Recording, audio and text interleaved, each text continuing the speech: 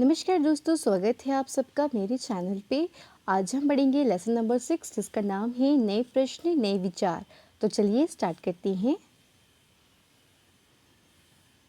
पहला पॉइंट है, बौद्ध धर्म के संस्थापक सिद्धार्थ थे, जिन्हें गौतम बुद्ध के नाम से भी जाना जाता है। इनका जन्म 2500 वर्ष पूर्व हुआ था। यहाँ से आपका इम्पोर्टेंट क्वेश्चन ये बनता है कि बौद्ध धर्म के संस्थापक कौन थे। तो सिद्धार्थ थे।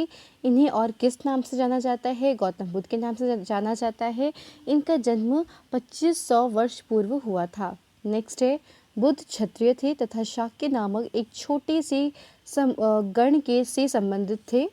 नेक्स्ट है, बुद्ध जी को ज्ञान प्राप्ति बोध गया बिहार में एक पीपल के वृक्ष के नीचे कई दिनों तक तपस्या करने के पश्चात प्राप्त हुई। यहाँ से आपका इम्पोर्टेंट क्वेश्चन ये बनता है कि बुद्ध जी को ज्ञान प्राप्त कहाँ पे हुआ था? बोध गया में हुआ था। बोध गया कहाँ है? बिहार में हुआ था। इन्हें किस वृक्ष के नीचे तपस्या करने के पश्चात ज्ञान प्राप्त हुआ था? तो पीपल के वृक्ष के नीचे। नेक्स्ट है, इन्होंने सर्वप्रथम उपदेश सारनाथ में दिया था। यहाँ से इम्पोर्टेंट क्वेश्चन ये है कि सबसे पहला उपदेश उन्होंने कहाँ पे दिया था? सारनाथ में दिया था और कुशीनारा में इनकी मृत्यु हो गई थी। ठीक है। नेक्स्ट है, बुद्ध जी ने अपनी शिक्षा सामान्य लोगों को प्राकृत भाषा में दी थी। नेक्स्ट है, उपनिषद उत्तर वैदिक ग्रंथों का हिस्सा था। उपनिषद का शाब्दिक अर्थ है गुरु के समीप बैठना। मैंने आपको बताया था कि उत्तर वैदिक ग्रंथ किसे कहते थे? जो भी ग्रंथ ऋग्वेद के बाद लिखे गए उन्हें उत्तर वैदिक ग्रंथ के नाम से जाना जाता है। तो यानी कि उपनिषद भी क्या था? एक उत्तर वैदिक ग्रंथ का एक हिस्सा था। और उपनिषद का शाब्दिक अर्थ होता है गुरु के समीप बैठना। नेक्स्ट है, भारतीय दर्शन की 6 पद्धति षड दर्शन सदियों से भारत द्वारा सत्य की बौद्धिक खोज का प्रतिनिधित्व दर्शन की 6 शाखाओं ने किया था। तो वो दर्शन कौन कौन से थे और इनकी स्थापना किसने की थी उसके बारे में मैं आपको बता रही हूँ। यहाँ पे दर्शन के नाम है और इन दर्शन की स्थापना जिसने की थी उनके नाम मैंने यहाँ पे दे रखे हैं। ठीक है। तो पहला दर्शन हमारा आता है वैशेषिक। तो वैशेषिक जो दर्शन है इसकी स्थापना की थी ऋषि कणद जी ने। नेक्स्ट है न्याय दर्शन की स्थापना की थी गौतम जी ने।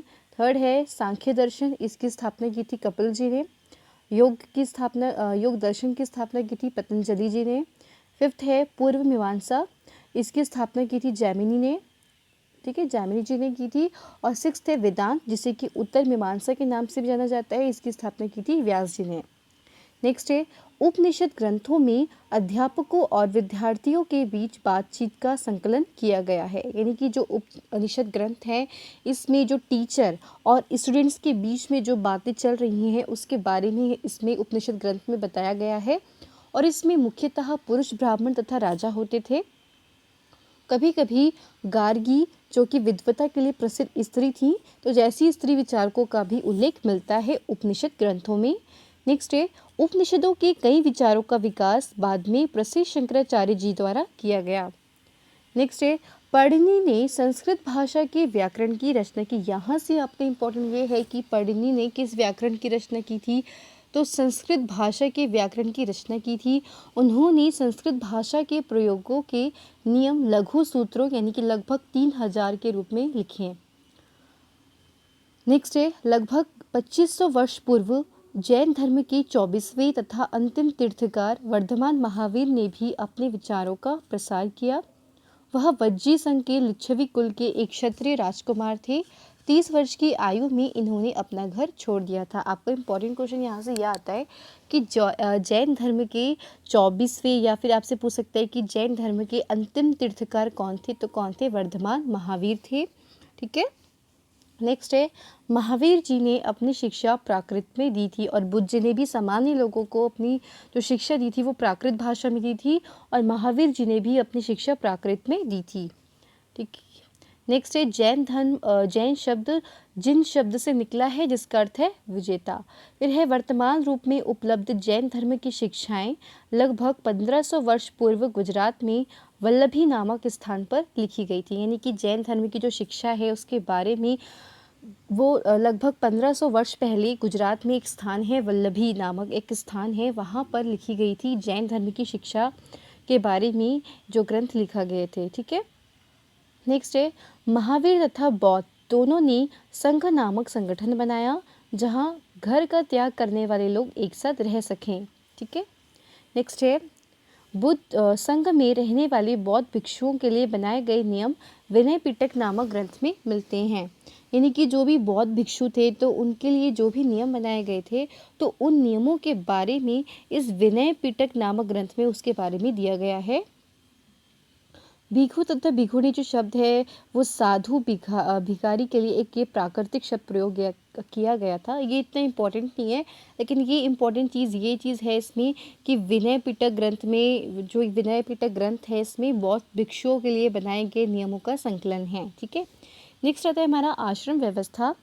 जैन तथा बौद्ध धर्म के समय आश्रम व्यवस्था का विकास किया गया।